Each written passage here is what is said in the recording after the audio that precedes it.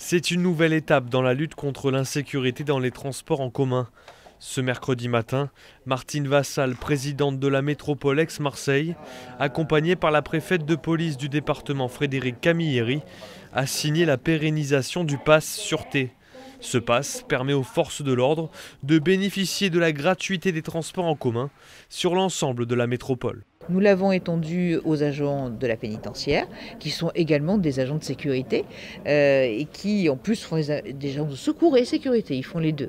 Et également bien sûr aux policiers nationaux, aux policiers municipaux et aux gendarmes et bien entendu aux pompiers, qu'ils soient marins ou sapeurs, parce que l'idée c'est à la fois c'est un gagnant-gagnant, puisque c'est à la fois d'avoir des forces de secours et de police dans les transports, donc de rassurer nos concitoyens qui prennent les transports. Donc quand on est policier au sens large ou qu'on est pompier au sens large, on l'est 24 heures sur 24. Donc quand on prend également les transports, eh bien, s'il y a une problématique, je suis persuadée que c'est eux qui interviendront aussi en premier. Dans le département des Bouches-du-Rhône, 8000 policiers et gendarmes peuvent avoir accès à ce pass.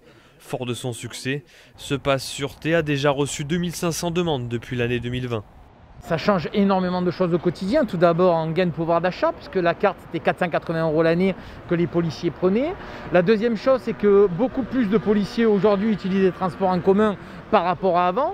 La troisième chose, c'est que c'est du gagnant-gagnant, puisque quand un policier est dans un transport en commun, de facto, s'il se passe quelque chose, il va intervenir parce que c'est son rôle et parce que c'est sa mission première. Et la quatrième chose, c'est qu'au niveau écologique, tous les policiers qui prenaient les voitures avant prennent aujourd'hui le transport en commun parce que c'est gratuit. Donc on est vraiment dans du gagnant-gagnant entre les pouvoirs publics et les forces de l'ordre. Une mesure qui rentre dans l'une des priorités de la préfète de police, la sécurité du quotidien. C'est-à-dire d'agir sur tous les faits de délinquance qui se produisent dans la vie quotidienne des gens, donc sur la voie publique, mais aussi beaucoup dans les transports en commun. Quand vous allez travailler, vous prenez les transports en commun 2, 3, 4 fois par jour, souvent. Et donc l'idée, c'est d'être présent dans ces moments de la vie quotidienne pour assurer la sécurité, rassurer nos concitoyens et intervenir immédiatement s'il y a un problème, de façon à ce qu'ils puissent aller travailler sereinement, emmener leurs enfants sereinement à l'école et se sentir tranquillisés dans leurs déplacements. Par ailleurs, depuis ce lundi, la métropole expérimente sur Marseille et Aix-en-Provence l'arrêt à la demande des bus de nuit pour lutter contre le sentiment d'insécurité des voyageurs n'ayant pas d'arrêt proche de leur domicile.